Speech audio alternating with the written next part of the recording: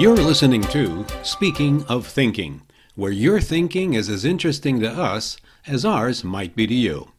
I'm your host, John Krubski, and we'll tell you how you can think with us on the podcast at the end of this episode.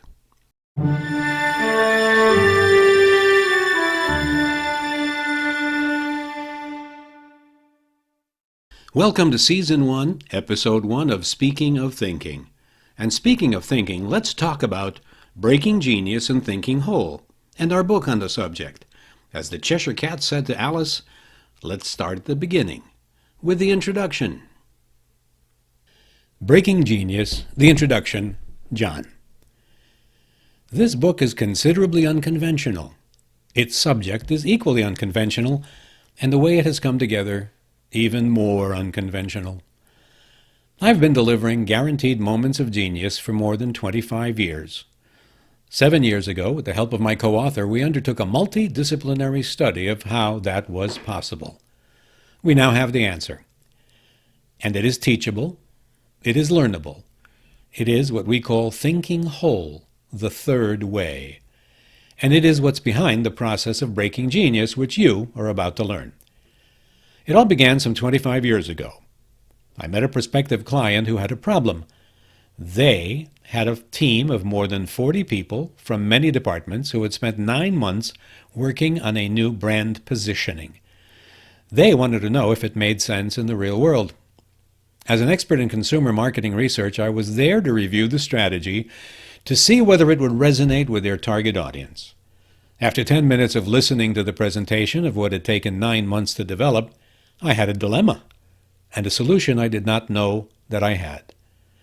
Seated in a massive conference room with all of the assembled development participants, I heard myself saying, well, as far as your brand positioning is concerned, my problem is that, well, honestly, you don't have one. The room predictably fell silent. All eyes were on me, and they were glaring. You can imagine the looks I was getting. As if possessed by some unknown entity, I continued, but we have a couple of hours left. Hey, maybe we can make that happen. I got up, walked to the front of the room, picked up a marker, and we went to work. Without realizing it at the time, I had taken the first step on the journey that would lead to this book. I had also experienced my first professional moment of genius. 4 hours later, the client had their strategy, which they then used for years following, and they had experienced their collective first moment of genius. That client is still today a very close friend and a staunch proponent of this process. Since that day, I've been soliciting clients with an offer. Put your team in a room with me for 1 day, and I will guarantee that by the end of that day, they will get to a consensus, a vision, and an action plan. Oh, and if I fail to deliver, you don't pay. Either way, your team walks away learning something new about their business, changing their minds about something they believed about their business, and they have the most intellectual fun they've had since experiencing the best teacher that has ever stretched their thinking. By the way, I have never left any money on the table. That was the professional journey. The academic and scientific part of the journey began nearly 2 decades later. It has been a very expansive journey at that, one which connects to some of the major breakthroughs in thinking about human thinking. Of course, I didn't realize it at the time, but the studies of learning, thinking, creativity, enlightenment, neuroscience, behavioral economics even, began to converge spectacularly since the beginning of the 2000s. This has been a virtual explosion of thinking about thinking. You could say that it began with the very public recognition of a psychologist for his work in a field with which he had absolutely no qualifications nor experience. Economics, or at least he so believed. In 2002, the Nobel Prize Committee awarded Daniel Kahneman the prize in economics for his work with Amos Tversky in the field of prospect theory. Tversky had died, and the Nobel Prizes are not awarded posthumously. Prospect theory changed everything we know, upending most of what was known before in thinking about thinking, and laying down the foundations for an entirely new field, behavioral economics.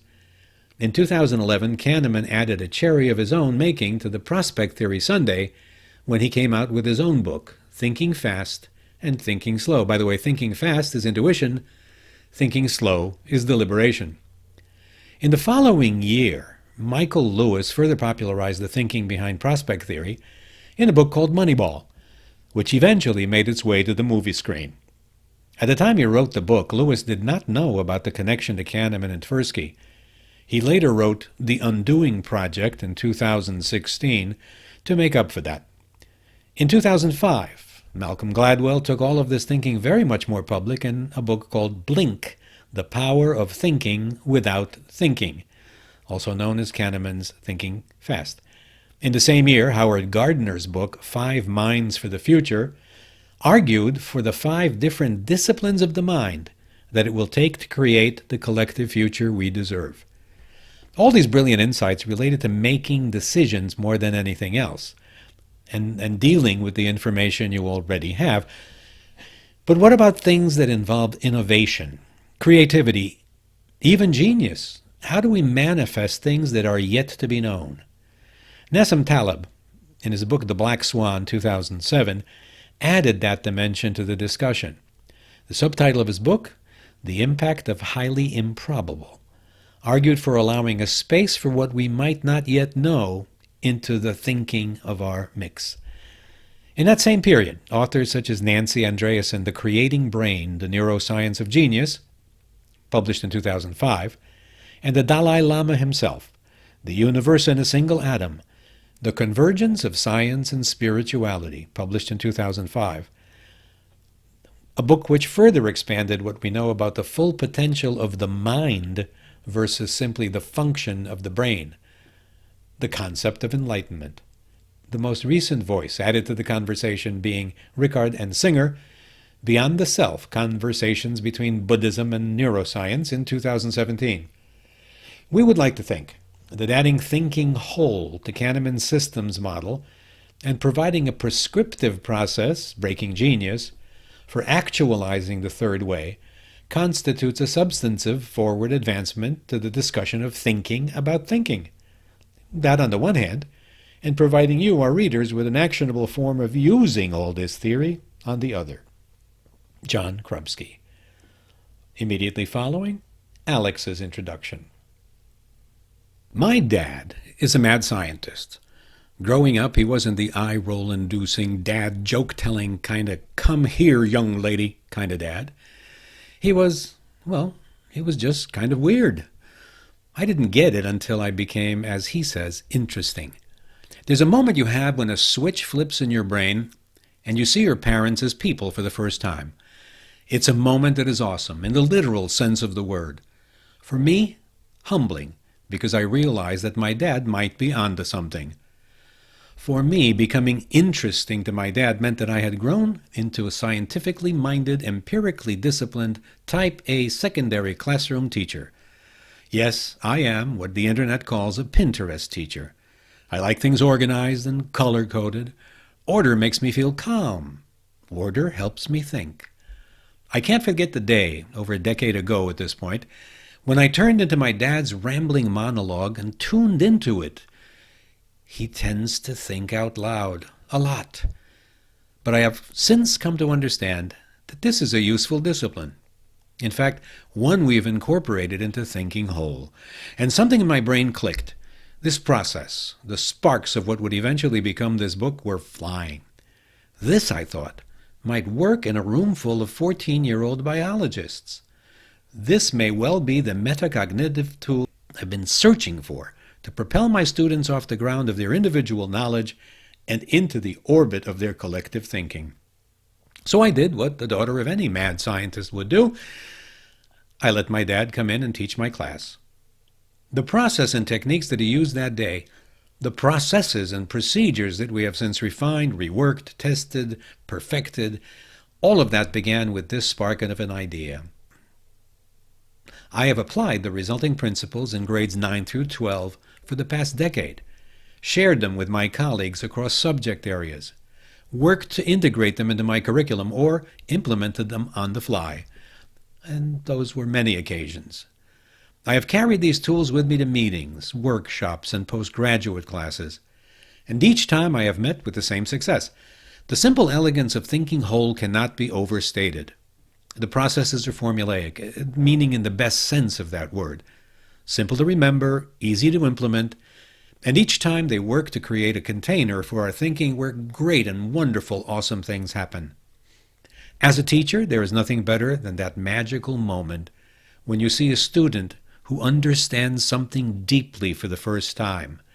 You can physically see the neural networks in their brain connect into what is for them a life-changing seminal thought. They see the world a little differently. They see their place in it a lot differently. And because of that, the dimensions of our society are forever changed. I love nothing more than the anticipation of sitting in a theater, in that breath when the lights come on and the first words are uttered.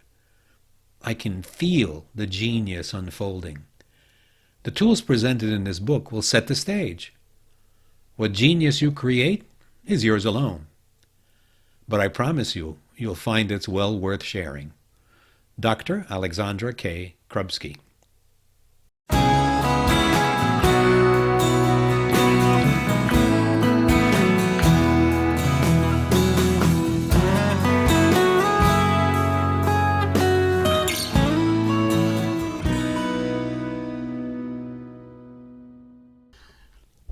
That's it for now. But if you have some thinking you want to speak about with us, make it worth our while.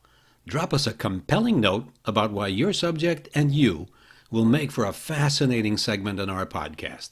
Anything but politics. If we agree with your self-assessment, you could be our guest on Speaking of Thinking. So drop us a note at greatinterview@speakingofthinking.com. That's greatinterview@speakingofthinking.com. Thanks for listening to Speaking of Thinking. I'm John Krubski. Stay safe, be well, and think big.